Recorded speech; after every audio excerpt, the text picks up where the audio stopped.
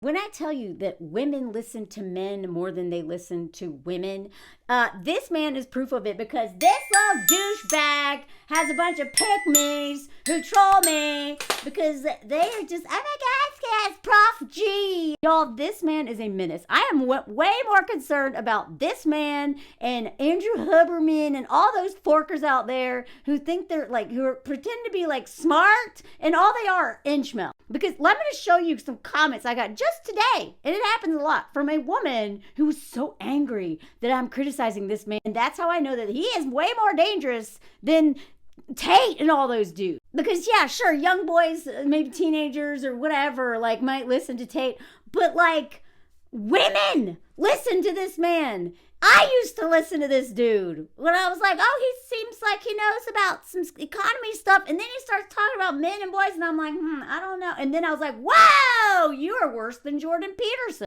But men on the left, or progressive men, love this dude. Not all of them, but a lot of them do. And even feminists love this man. Look at this. I'm going to show you these comments, and then I'm going to remind people that this man is literally worse. He hates DEI. He thinks women should fork men so that they're not so dangerous. And he says all the buzzwords. Table, okay? When you bring to the table, all of it. But let me just show you what this woman left on my page. And by the way, if you are that woman, you are blocked forever from commenting on my page, because fork you. Don't talk to me this way on my page. If you don't believe me that women, listen to men, with not all, but we are been conditioned to believe men about our oppression. Listen to them talk about our issues more than other women. Because if you look at the account, the subscribers of men, like, what's that dude? Robbie Harvey, the man who literally, like, I'm pretty sure gave his wife cancer. He goes after him. That man is most likely an abuser. I don't know. Seems like it. Like, I cannot stand that man. And he makes a fortune off of talking about domestic violence, which he is not a victim of. And women are like, oh my God, he cares. No, he doesn't. He's exploiting you. Men who talk about who cater and pander to women, their accounts, they get hundreds of thousands of followers, millions of followers. They make a fortune off of literally stealing our content and regurgitating it and being like, look, and women are like, oh my God, a man said it, a man cares. I bet he knows more. Just look at this. Wendy said this. Why are you yelling all the time? I want to listen to you, but it's stressful to hear Souch yelling. If you emphasize everything, you're emphasizing nothing. I don't disagree with that last statement. But this is what women do on my page all the time. They tone police me. They're like, stop screeching! Stop yelling! Ow, it hurts my ears! I'm neurodivergent. I am too. But literally telling me not to screech, not to yell, not to use instruments, not to be funny, not to do this, not to do that. Shut up. I'll do what I want. This is my page. But the way I get told not to yell or talk loud or screech is probably other than talking about my hair and my gray hair, my voice is the thing that I get criticized by women constantly. Tone police. And it's almost always white women, if not always. But I'm going to leave a little bit of like room for maybe it not being, but it's white women who do this the most, because it's like, stay in line, Birch. How dare you be, when we're supposed to be nice and nice. Where's my doll? This bitch. I don't want to be her. Fuck her. So that was her first comment. She left 3. Second comment, you're not making a point. You're sounding like a stereotypical screaming shrew. Oh, cool. You just literally called.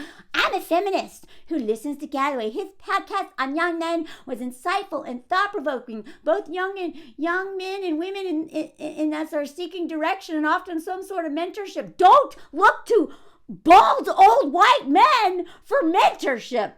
Are you kidding me? Are you annoyed yet? I'm going to yell more. All I want to do is yell when I get comments like this. Anyway, the web is full of commentary from people who aren't experts. You, for instance.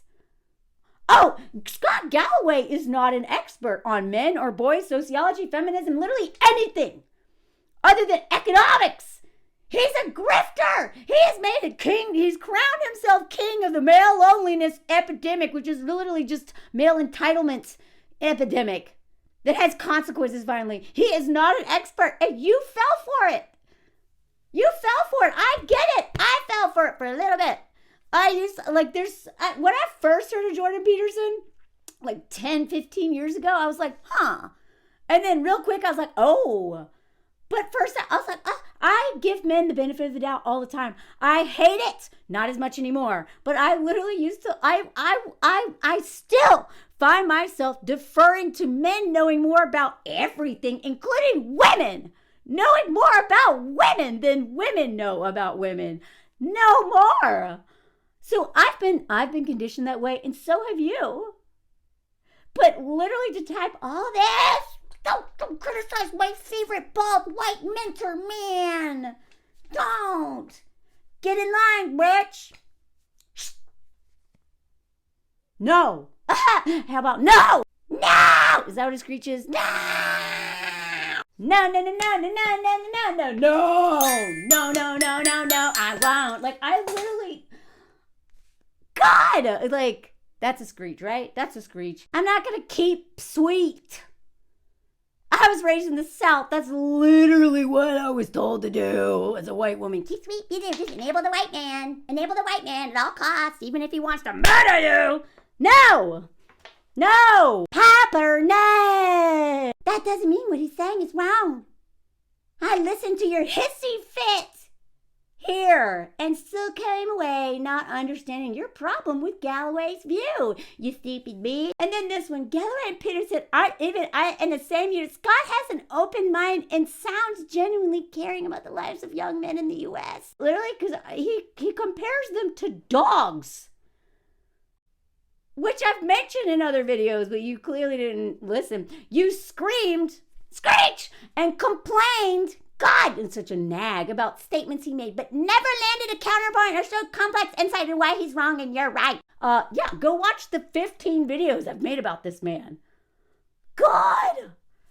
Oh, I am so, like, when I tell you that women are so much meaner to me than men ever are online, I'm not joking. This is just one. You just caught me in the mood today, okay? What's your name again? Hold on. Wendy. At this point, it's not even just me who is like, what is going on here? Even men are like, his obsession with young men's schmegs lives is creepy. Need I remind you that this is the guy who said, we've been taught to believe that the menace to society was a fraternity alpha male. It isn't. Society is being subjected to the sociopath of a bunch of tech CEOs who, in my view, do not get laid enough as young men. So, hey, ladies, fork the demon out of this man. Fork these men into being good. You be the sacrificial free schmegs workers for these scary, terrifying men so that I feel safer in the world, okay? He's obsessed with these men being dangerous because they're not getting laid. As if that's a need. I was celibate for 12 of my adult years. You know what I didn't do? Harass men on the internet or go shoot up at school. Like, fork off. I cannot stand this man. And he is so problematic. Let me do a quick recap. But before I do, he is literally, every time there is a talk about lonely men, they bring this douchebag on. They bring him on to major shows. He is a coach. He's a dating expert now. He has all these titles that he didn't earn. He's like an economics professor. Literally doesn't know anything about feminism, patriarchy, women's issues, like nothing. And now he's the loneliness male crisis expert? No. He's not a biologist. He literally talks about how women are just, they mature early. He literally never gets to the real problem, which is patriarchal conditioning of entitlement, learned helplessness, and the way that men are enabled from boys all the way till the day they die. And he's like, I understand why they're struggling so much. Bitches, come on, enable them. Come on, work. Fork them, marry them, have their children so that we don't have these dangerous, lonely men. Because if you don't, they're coming after you. No, they're coming after you, buddy. We don't want to be trapped in a home with these dudes. But that is his solution. He's been saying it for forever, and he spouts out these statistics that he has never cited. Y'all, I just realized I'm like getting hoarse. I don't know why I'm so worked up. Actually, I do. I read comments on YouTube today. I don't do that as much anymore because it makes me not want to do this kind of work. But I did. It's my fault. But when I tell you the way that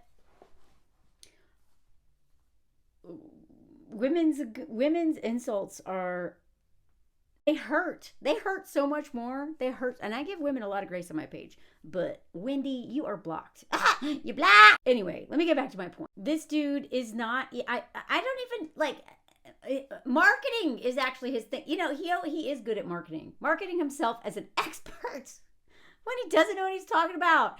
And all these shows keep platforming him. Like, of course, Diary of a CEO has had this man on, like, I don't even know how many times, like 5 or more. But, you know, he's on CNN. He's on The View. They do not platforms, you know, the woman who wrote this. I have that book. Where is it? Yeah, you know, they could platform this woman who understands incels and lonely men more than this man ever will. Like, her life was hell because she researched this book and other books. So many women know so much more about this topic. And are they on The View? Are they on CNN? No! Scott Galloway! And in one way or another, men repeat the stuff that he says. It's not just him saying this, that a lot of men have been saying, but he is one of the number one voices out there. And you see men say, we just need a soft woman to help us. We fight. It's so hard for us. Professor Neal and some of my other mutuals have been calling this guy out for a long time. But he even posed this question. He's like, this statistic, which, by the way, adolescence, which is another example of men talking about something they know literally nothing about. The director, like the writers of that were like, didn't even know what the word incel was until they were already writing it. And the female assistant was like, maybe you should look into the red pill incel world. What's that? I've already done videos on that. I'm not talking about that show anymore. Fork that show. It did so much harm. At first I was like, oh, and now I'm like, no, fork it. Terrible message, terrible.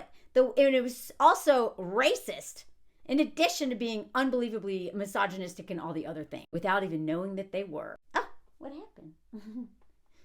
He just got back from Grandma and Grandpa's because we were out of town, so he's exhausted and he smells like shit. Playing on the farm. But this 80-20 thing, this is what Scott Galloway's been talking about forever, which they didn't even explain what it meant on adolescence, by the way. They just repeated it, so they might as well have not mentioned it at all, because all they did was reinforce a lie, this 80-20 crap. And it's whatever. I'm not going into this. If you just search on any Threads, Twitter, any of those things, if you just type this man's name in, you will see countless men being like, hey, who do I listen to? And they, oh, he's a good one. He knows, he'll explain this. He is literally like the person that, like, the media and just people online, they think of him when they talk about that. Not me and my viral article, Men Have No Friends and Women Bear the Burden, where I broke down the impact of this on women. By the way, this man, I even believe, is stealing some of my talking points and using it for his stupid argument, because that's what they do. That's what Jordan Peterson, this is what they literally will take a little bit of, like, something that people like really are like, oh, and then they'll twist it into some sort of misogynistic incel thing and blame women for men's problems. All these men, Joe Rogan, Jordan Peterson, Andrew Huberman, Scott Galloway, Andrew Tate, all of them, they're all the same. They're all the same. He is literally called a dating expert. The secret weapon that men should use, like this. Now he's a dating expert coach. Now he's going to help men trick women into marrying them and partnering and forking them. I get so mad when I make videos about this man. I can't stand up. And I found out this. The last time he was on the Diary of a CEO, used to respect that podcast, but God, so many problematic people on that podcast. Scott Galloway is a member of the Advisory Council for American Institute for Boys and Men. What the hell is that? What the hell is that? Why is he on that? Whatever that council is, I already think they have terrible judgment. Like, is she on that? God. I've heard mutuals talk about this Logan person. I don't know. She, like, fork her. All she did was oh God, I don't want to talk about this podcast. I just want to show you how the language that he used. First of all, he says women's, what women say they want is an emotionally in touch man, and what they want is a masculine man. Stop talking about masculinity and femininity, because every time they do, you're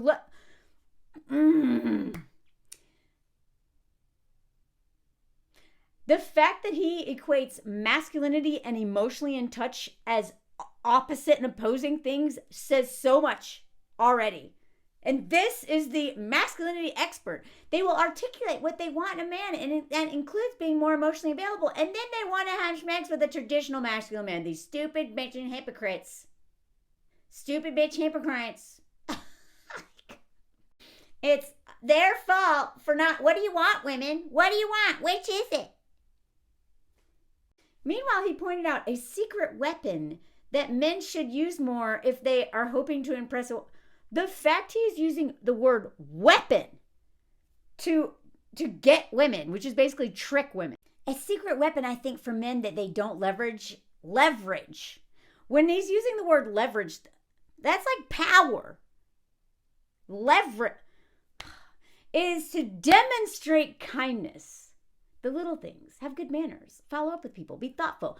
Demonstrate kindness, not be kind, not learn how to be kind, not learn how to be thoughtful, but demonstrate it. Demonstrate it. I swear to God, this man watches our videos and like women talking about dating, and he's like, oh, okay. Okay. So how you trick a woman into dating you, even though you're not kind, you're entitled, prick like me. But how you get these women, these stupid bitches, is you pretend to be thoughtful, caring, nice, kind, and then they'll fork you, and all your problems will be gone. Seriously, this is why sometimes I'm afraid to talk about this stuff, because I'm afraid that men are listening and then using this to manipulate women. But at the same time, I'm trying to educate women. So this is why when I say that patriarchy is like water, it adapts, they are going to start using the stuff that we tell you to look out for, or like that's why I don't really talk about green flags that much, because men like this will be like, oh, they say they want this. Pretend like you're this. Like, men have been talking about being players for a long time, which is literally just coercion. That was so normalized. Be a player. Men wrote books about how to be a player, which is coercion. Women want to see that you are a good person.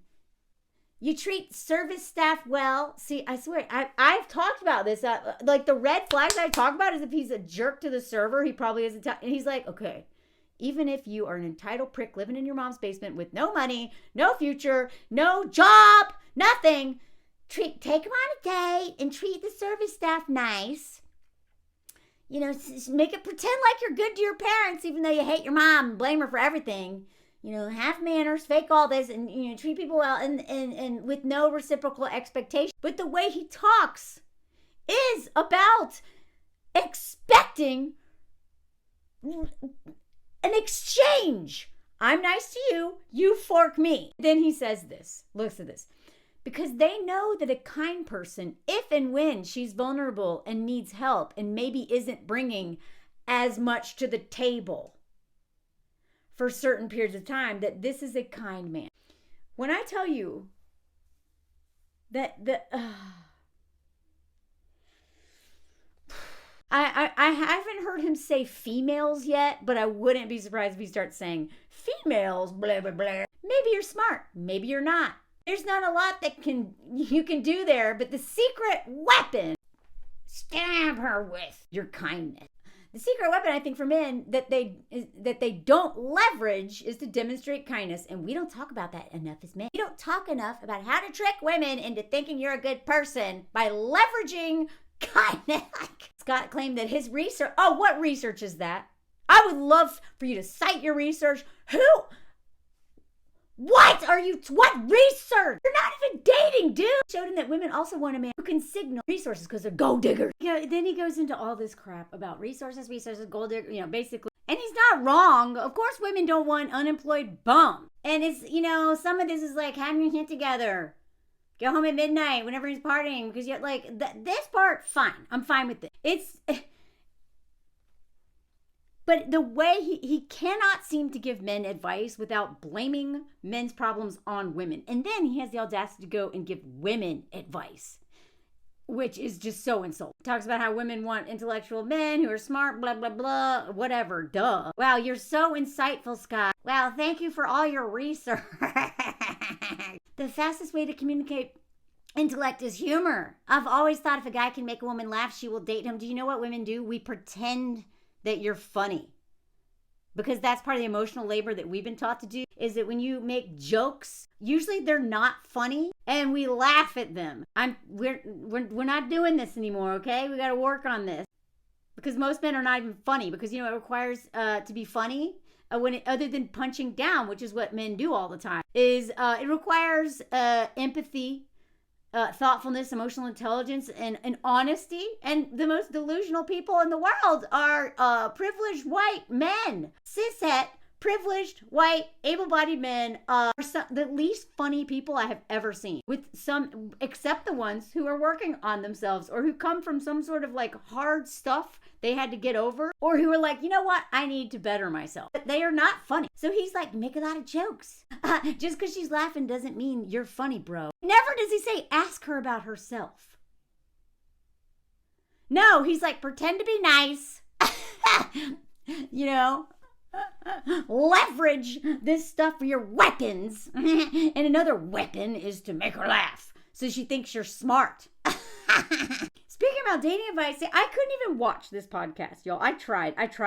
So that's why I'm quoting this, because it gives you quotes about what he said, because I cannot watch I tried. I can't watch this man anymore. But he also gives he doesn't just give advice to men, he gives it to women too.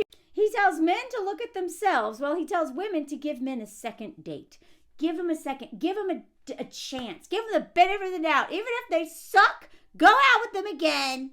Because you nagging stupid bitches who have just had the bar so high. So high.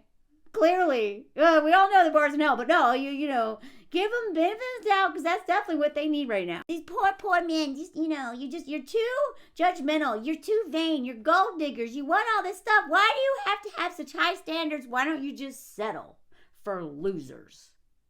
Okay? You could solve all the world's problems if you just settle for violent losers. Which is what they were telling us to do in the 80s too, with all the Revenge of the Nerds crap, which is what I talk about all the time. The first thing I say to men is, would you want to have sex with you? Are you in shape? What do you look like naked? Do you have a plan? This is what he's focusing on. He's not asking, do you have empathy? No, he wants you to pretend like you do. He is so obsessed with men getting laid.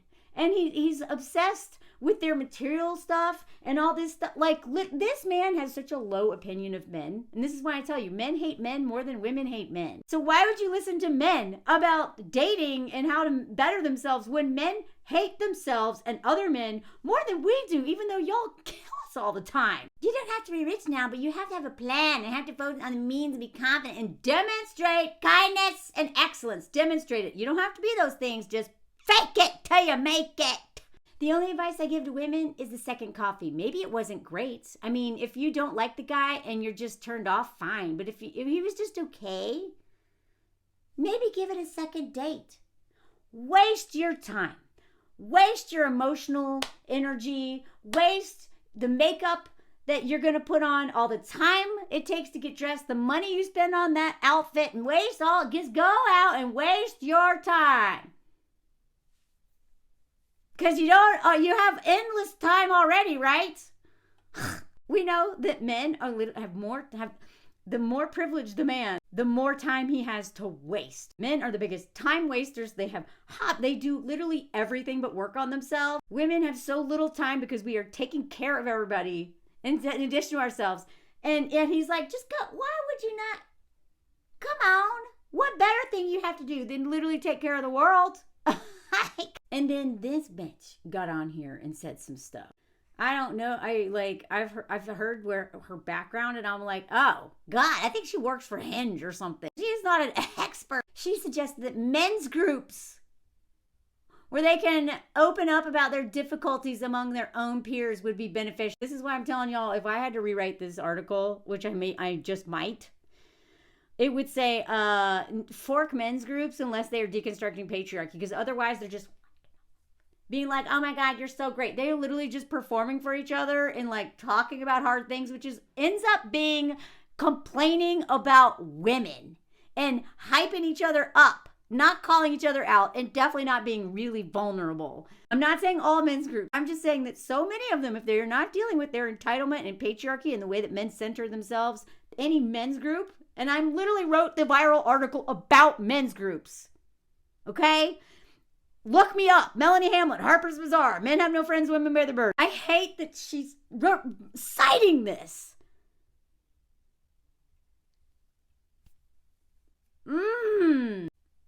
Men's groups that are not, like, this is why women are afraid of men's groups, because a bunch of men getting together and they're not talking about entitlement, patriarchy, or emotional intelligence, thoughtfulness, or any of the stuff that are feminine. They don't like pushing you. They are becoming radicalized, usually. And they come out of those groups becoming more selfish, less lonely, kinda, because they're still performing masculinity for each other, but more selfish and maybe even emboldened. Men's groups are a great way that men can lead each other. They can provide the tribe of peers. Tribe, okay. Lead each other. Yeah. But what kind of men are doing this? Yeah, men do need male, like, positive role, but I'm telling you, the last thing you need is men leading other men, unless those men decenter themselves and learn from women, mostly women. No. I want there to be tons of men's groups, because I really feel like this isn't an issue that a therapist or a mom or I can really solve. I think men need to be solving problems with themselves. Oh my God. That they need other men. Absolutely. But they don't need a therapist? Yeah, they definitely don't need a mom to be doing this, but a therapist? Okay. No. If you have to choose between men's groups and therapy, you need therapy first, because these men are not experts on any of this stuff. And unless they're really healthy men, and I mean emotionally, they are going to give the worst advice and send men off the deep end. Oh my God, I had no idea till I read this, how much she's like citing men's groups. And I'm literally the person who brought men's groups into the public discourse. God, this makes me sick. Scott claimed that men still don't want to open up about their feelings because they fear other men will see them as weak and women won't find that attractive. No, leave us out of this. Leave us out. The damage that Brene Brown has done, I'm not saying that I don't disagree with everything. She's very problematic, by the way, on so many levels. Especially her, like, being vulnerable. Who gets to be vulnerable? Because men weaponize their vulnerability. Black women never get to be vulnerable. She never talks about that. The way she talks about men and vulnerability, and we're like, made it seem like women don't allow men. I'm not saying that is not a problem. It absolutely is. Part of it is. But a lot of times women don't want men to be vulnerable because they literally weaponize this crap to manipulate us. But whatever, that's our work to do. But if men fear each other and don't want to be weak, that sounds like a you problem. And that sounds like you telling them to go to the gym and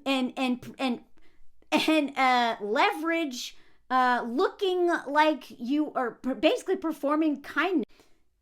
Yeah, seems like you're creating the very men that men are afraid of opening up in front of. And then we get to the heart of the issue right here. The public speaker, okay, great, that's what he is. The public speaker added that men actually do better when they're in relationships because they are great guardrails. That's what we are. We are men's guardrail. We are their shock absorbers. We are their crash pads, if you know the climbing reference. We are their guard. We're not humans. We are not people with our own destiny. We are not the people who have the right to center ourselves. We are men's guardrails. That's what we are. Fork you, Scott.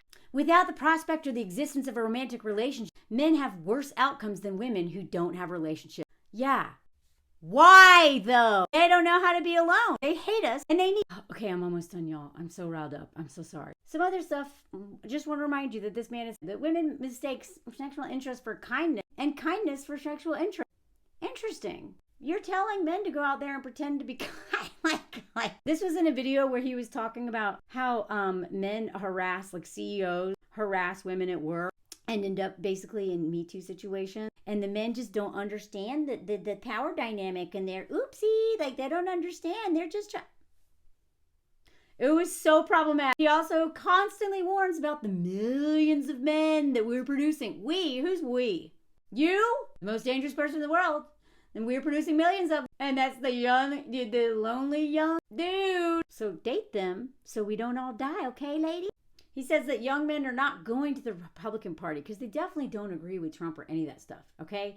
They're not going to. They just have no choice. They're just poor, helpless boys. And you know, who wouldn't vote for these dudes, even though they're definitely not Republican? They're just leaving the Democratic Party because the Democratic Party isn't totally catering to white men, young men anymore. And this whole tirade about how on the Democratic Party's platform, on their website, there's a whole section talking about who the constituents that they serve are. And they had 16 demographics. Can you believe it? These women, Asian and Pacific Islanders, disabled, senior, Black Americans, veterans, all these people. And then it's 76% of the U.S. population, you know. And they're doing what that silly DEI stuff is doing on campuses. They're purposely advocating and trying to advantage this 71st, like, how dare them, right? So men are leaving the Democratic Party because, look at this. They're giving unfair advantages to all these other people, but white dudes. All these, like, what? Like, as if white men aren't also seniors and disabled and veterans and all that stuff. He's like, no, the young white men, they don't get to fork and they don't get catered to. It's not fair. No wonder they're leaving the Democratic Party and, you know, hating women. Wouldn't you? You're discriminating against the 24. See, he is so anti-DEI, which is DEI is literally for everybody but these privileged, cishet, able-bodied white men. And he's like, it's not fair, it's discrimination. 24% is squarely one group. And then there's a parade of demographic groups, but they never mention the group that has fallen the furthest. The ones who don't have all the privilege they didn't earn anymore, so they're falling. That's a good thing, bro. They're falling the fastest in the United States, and that's young men. And stop saying young men. You mean young white men. This is literally like white supremacy talking right here. He is not talking about black men, Asian, Island Pacific, disabled men. He is literally talking about young, white, privileged, cishet, able-bodied men who are dorks and can't get laid because they hate women and aren't working on their emotional empathy or their emotional intelligence and that stuff. And he's just like, it's discrimination. I already covered all this, but I just want to remind anybody who's new here, like you, Wendy. He also thinks young people need to drink more. He doesn't see it as drunkenness. He sees it as togetherness. They need to drink more so men can get women drunk and so they can let down their guard and then they can gripe them and coerce them. That's literally his advice to young people is drink more. Okay. And make mistakes. Make bad decisions. Because we know Brock Turner, that's just one dumb mistake, one bad decision. It's okay. Make mistakes, especially at the expense of women. You're never going to face any consequences anyway, okay? But it's better go out graping a bunch of women, getting them drunk and graping a bunch of women, assaulting them, than be lonely, because then you might be violent. More snacks, more random encounters. He is obsessed with men having sex. It's so funny, bro. You're telling on yourself. We're turning into a different species of asexual. Yeah, you know what? I think men should be having less schmeg. I think it's a great thing. You know what happened to me when I wasn't forking dudes? When I was in my celibacy? I got to know myself.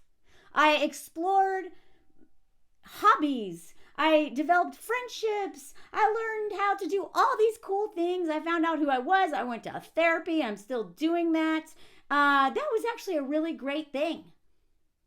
But a lot of men, they just, even when they're in relationships, they want to fork all the time, but they don't want true intimacy, true connection. They just want, to blow their load in somebody and regulate their nervous system with a woman's energy and literally just, release stress by whacking off inside of a woman. And maybe they should become asexual until they learn emotional intelligence and how to connect with people other than schmegully. Socially isolated, lonely people who become... Men become like white men. White men, especially. Young men are becoming more conservative. Women are becoming slightly more... No, we're becoming way more progressive, bro. We are becoming radicalized because of dudes like you. And that's unfortunate because it's another reason why young people aren't getting together and mating. There he is again, mating. These women are like, don't want to fork Trump supporters, and it's not fair. It's another reason why they're not dating somebody. He goes on to talk about how when he was dating, which is what, decades ago, bro, that they didn't talk about politics because they didn't care. I didn't know how old this man is. Could women even have credit cards when you were dating? We talk about politics now because it's a major factor. And we know if you're willing to vote against us in the booth, you might also be willing to us in real life or do it, sneakily through exploiting our labor. And he's just like, oh, get it. Why do you want to date men who are against bodily autonomy of women? Oh, and there's a bunch of other stuff he said. I'm not going to go into it. I can try to remember to link that video here. He did a whole breakdown of this man. It's called Please Stop Talking. But I just want to remind anybody, because I swear, every month this man opens his mouth and he gets worse. And look, if you used to like him, please don't think I'm coming for you. I get it. All of us have been tricked by a lot of these men. Maybe not him, but other men. I still have women who follow me and watch all my videos and still like Jordan Peterson, and I don't understand why. Please stop listening to men. Most of them, especially if they're catering to women. Please do an immediate inventory. Stop following these men. Stop listening to them. Stop supporting their work. And please at least listen to women more who are talking about these things, because these men are making a ton of money off of stealing our ideas. They don't even, and as somebody who's been on TikTok for like 3 years or more now, very few men who follow me that I'm mutuals with ever repost my stuff. Ever. They don't comment. They don't like. They definitely don't repost. But women, we repost them all the time because that's what you do when you support somebody. They are so not team players, and because of their social conditioning. And then they also have the audacity to literally take our stuff, talk about it, and then regurgitate it, and then build enormous platforms because women are so excited that a man cares and would talk about it. And then we will stay at the same follower count for forever. And these men will go, psh, and it's all because of women. Please, I beg of you, please stop deferring to men. I promise you, probably, whether you know it or not, are deferring to men still on some level, unless you've been doing this work for a really long time. Because I still catch myself doing it, and I've been working on this stuff. It's literally my job for a long time, and there's no shame in that being the default. I'm asking you to pause and be like, whoa, wait a second. Am I taking this man way too seriously? Do I know his credentials? Am I assuming he knows what he's talking about just because he's a man with a microphone or glasses or has like doctor at the end of his name? Because I promise you, it is like when you start noticing this, it's terrifying. But the first step is awareness. The more you catch yourself doing it, the easier it is to undo it and unlearn it. So we can do it, y'all. It takes a long time. Slow, small change is consistent change. And please like, comment, share, subscribe, hit the notifications, support the work of the women that you learn from, me, my mutuals, all that stuff. Follow our Patreon, support our work, because I promise you there are so many women, millions of women who follow these other men and worship them and give them watch hours and money and subscribe to their stupid newsletters and their accounts, and these men don't care about them. They are using them to build platforms. And they don't even know what they're talking about. They don't even know what they're talking about. Anyway, let me know if you have anything. If there's any dudes to add to this list, please tell me. And thank you for being here. Thank you, Patreon people. Y'all are why I am here and able to pay my bill and take breaks sometime. And thank you so much. Here's a comment. Just went to Paris, saw some weird, funny stuff like a giant croissant. Went to Paris and saw bears everywhere, eating by themselves.